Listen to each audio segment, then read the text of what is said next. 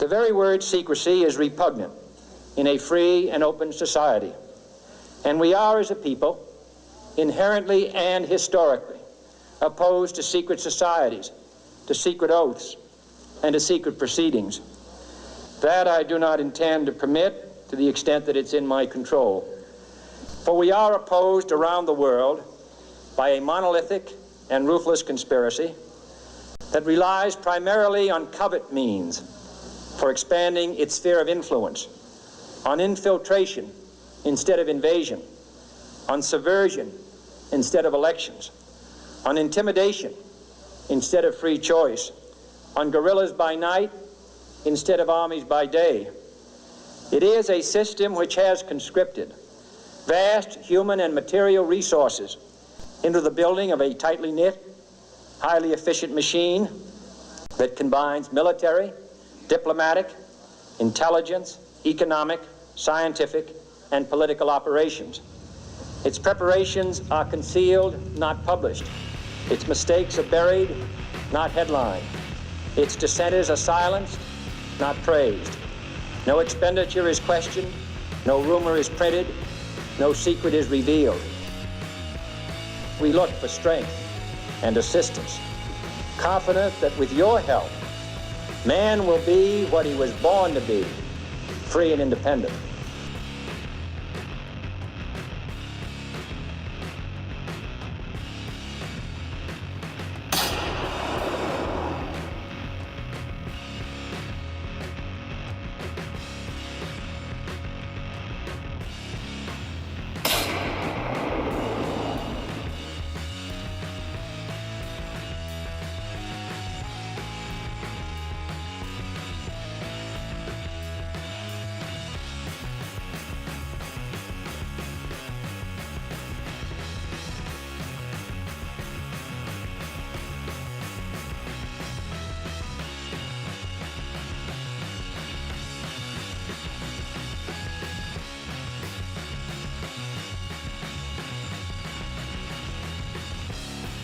What you're looking at is the most expensive private residence in Gotham City.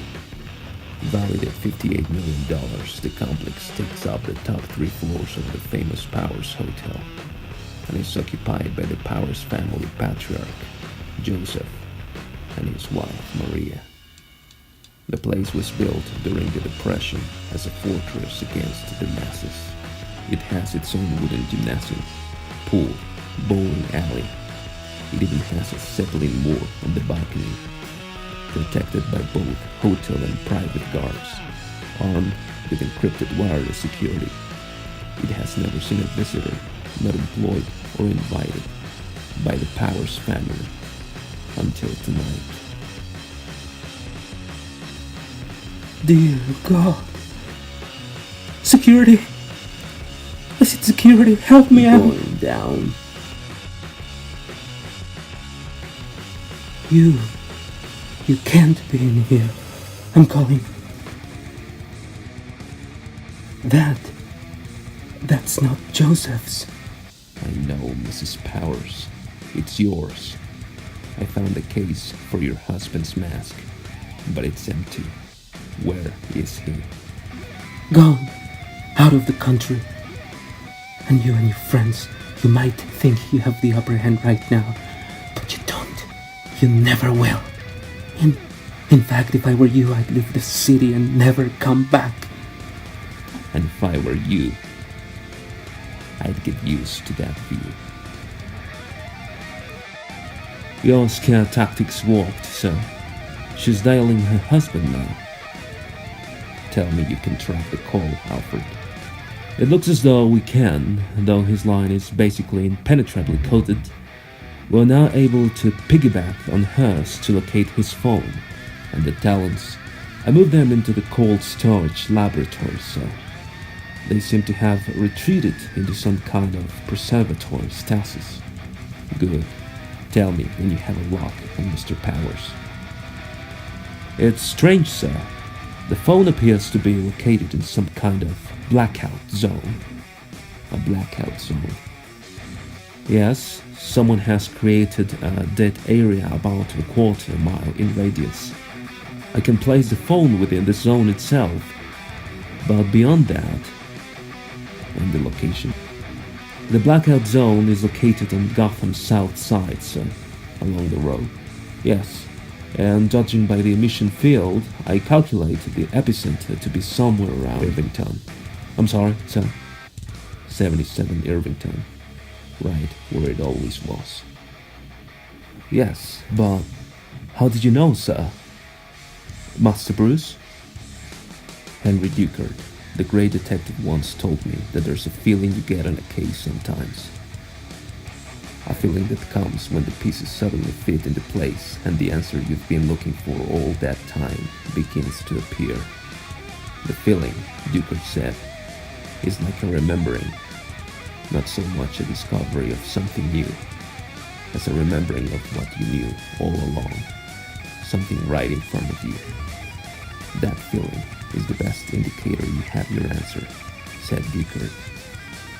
Earlier tonight, when Lincoln March gave me his short list of names, I felt it. I saw Joseph Powers' name on the list and I knew. Not just because he was responsible for the funding of the Gotham Aviary, for its exceptional collection of rare owls, not because his finances seemed skewed, but because I felt it in my gut, that remembering. And now, here, I feel it again. Outside this building. I came to Harbor House when I was a boy. I was looking for the Court of Owls. That time, I found nothing. Not tonight. Tonight, the court goes down once and for all. No more hiding. No more plotting from the shadows. Tonight, their story ends. Their little song will be forgotten. Their name vanishes from Gotham's history. They know it too, rushing to it here in the middle of the night. The report from Alfred is that many of the assassination attempts tonight were stopped. Most of the court's talents are down. And now, I have them cornered. No security, no traps. Nothing can keep me from them. Not tonight. Not.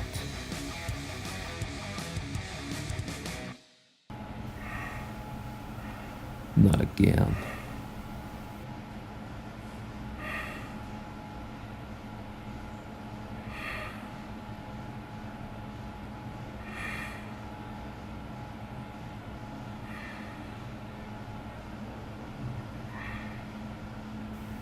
Damn you. Damn you all.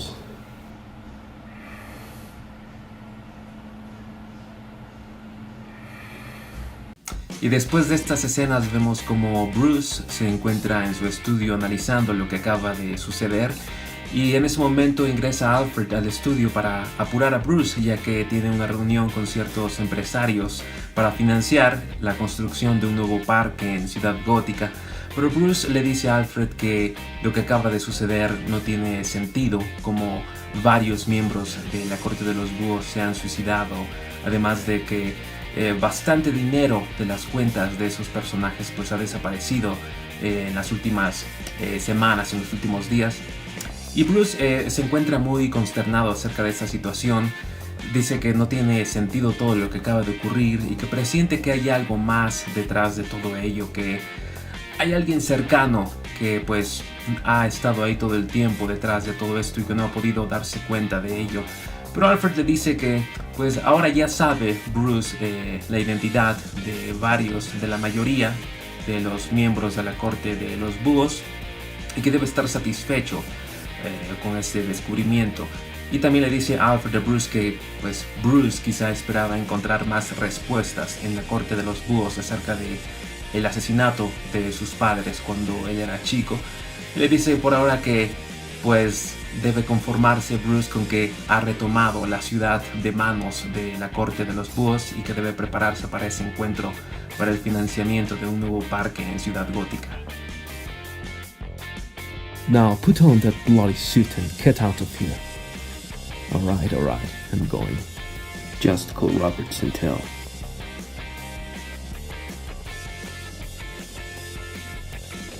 Tell him. Tell him what, sir? Tell him. I won't be able to make it. But, sir, who are you going after him, Alfred? After who, Master Bruce? Sir, who? Him. The answer to all this. The one behind it. The one I forgot.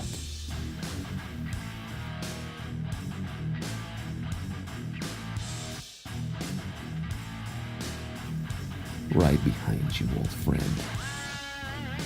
Sinkholes are tricky things. They can form in more places than most people think. In cities, they form particularly quickly, often exacerbated by leaky pipes and overly heavy structures.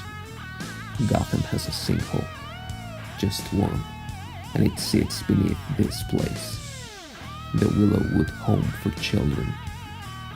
Years ago, it was Gotham's satellite hospital for children suffering from mental illness and neurological disorders. It operated until 18 years ago, when a sinkhole swallowed the orderlies' quarters. In the days that followed the catastrophe, the truth about Willowwood became clear. The abuses the children had been subjected to. The neglect. Children, alone, naked, rotting in their filth, left to starve. Now, it sits abandoned, and children dare each other to spend the night inside. They say the sadness of the lost children caused the sinkhole. They say the place is haunted by their spirits. Tonight, I almost believe it. After all, I'm here to catch a dead man. I'm here. So tell me, Batman, who am I? I don't know, but you're not Lincoln March because Lincoln March doesn't exist. He's a paper man set up by the Court of Owls. Good. So if I'm not Lincoln March, then who am I? You're a traitor and a thief. You were a member of the Court of Owls, but you betrayed them. You invited them to an emergency council, and you poisoned them. You made it look like they killed themselves. Meanwhile, you included your name on the list of targets. You had one of the Talons come after you, and you faked your own death. Not faked? No, not faked. You took the serum before the attack, the compound that brought the Talons back to life. The court will come after you, Lincoln. The members you killed were only a small handful of... You know, Bruce, for a while, there was a talk of training a new Talon. Before the serum was developed to allow the waking of the Talons' past. There was even a suit developed. Something tough and modern. Something to rival the Batman. But all this gets away from the question. Because you're telling me what I did, not who I am. So who, Bruce? Who? I know you have a theory. My theory. You were an inmate here at one time. Good. So tell me how you deduced that. Men like you, criminals, always leave clues behind. You were daring me to look deeper into you. You knew the records the Court of Owls created were too good to penetrate. But even so, you left a clue. A truth inside the lie. A truth inside the lie. Exactly. Just like with you. Like when I saw you fight that Talon during our first meeting. You were supposed to be an easy hit. The court said I could be there to watch. And when I saw what you were, the Batman, that's when I knew what I had to do, what I needed to become. But I saw who they were too, the court. They said the Talon attacked me by accident, that he made a mistake. But I saw the truth in that lie too. So who am I, Bruce? Go on. I was an inmate here as a child and the court took me in. Why?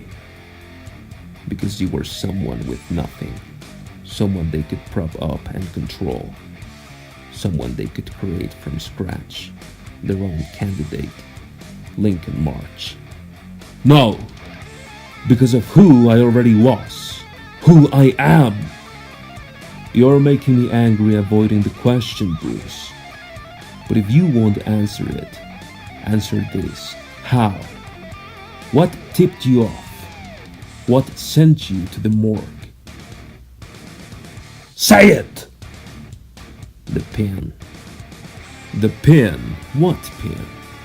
In the story you told me, in Old Wayne Tower, about your mother's death, the car accident that killed her. You saw the picture of my mother wearing that pin, and you used it in your... No. The truth and the lie, Bruce. That pin, it was only given to the mothers of children who lived here at Willowwood. So who am I, Bruce? You're sick. You're nothing, you're... Your brother, Bruce. I'm Thomas Wayne Jr., your brother that never was, from the other side of the mirror. I don't have a brother. Oh, but you were supposed to, though, remember? I know you do. Think back to before. I was there in Mother's stomach. But there was an accident, Bruce, remember? You were there. I was born early, born hurt. And our parents hid me here at Willowwood to heal away from the world. I don't know what the hell you're talking about, Lincoln. What story the court concocted for you, but that's their mistake. My parents wouldn't do that. They wouldn't put a son of theirs, sick or not, in a place like this. See, but it wasn't like this back then. At the time of their accident, it was a premier children's hospital. That is until the funding dried up. When the hospital's biggest donors died, Thomas and Martha Wayne, tragically shot in an alley. You wanted to know if the court had anything to do with our parents' deaths, Bruce. The answer is no.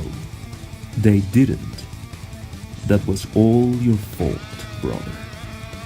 And I'm going to make you pay. So finish cutting through the net, and let's have this out once and for all. For the city of Gotham, Wayne to Wayne, you're out of your mind. Brother to brother, owl to bat.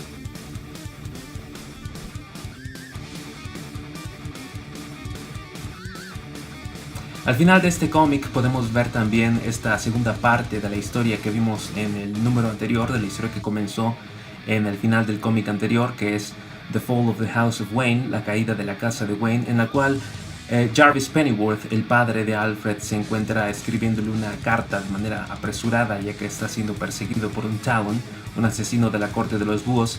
Y aquí se nos menciona cómo, continúa Jarvis Pennyworth escribiendo la carta a su hijo Alfred, diciéndole cómo Martha Wayne, la mamá de Bruce, tenía la intención de construir una escuela para los huérfanos de Ciudad Gótica y de esa manera poder crear un mejor futuro para Ciudad Gótica, para la Ciudad Gótica de su hijo Bruce y también para el hijo que estaba esperando Martha Wayne, ya que vemos imágenes de cómo en ese entonces Martha se encontraba embarazada y estaba atendiendo asuntos de la construcción de ese orfanato y de su embarazo, pero estaba siendo también intimidada por cierto grupo de personas. De hecho, en este caso la Corte de los Búhos, Jarvis Pennyworth recibió una llamada a la mansión Wayne en la cual alguien anónimo le pedía que llevara a Martha Wayne cerca de los puertos de Ciudad Gótica para que ahí pudiera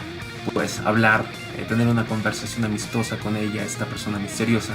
Pero Martha es una persona muy valiente y no se deja intimidar fácilmente por todas esas amenazas. Sin embargo, después vemos escenas al final de esta segunda parte, previa a la conclusión que se verá en el próximo número, ya que solo son 3 partes. En esta segunda parte vemos al final cómo ocurre un accidente automovilístico en el cual pues va Bruce también, porque Martha tenía intención de llevar a Bruce a conocer los cimientos de lo que sería el próximo orfanato de Ciudad Gótica. Entonces vemos como pues Alfred se culpa a sí mismo, ya que debió insistir en que no fueran en esa ocasión, de que no fueran en auto a ver esa construcción.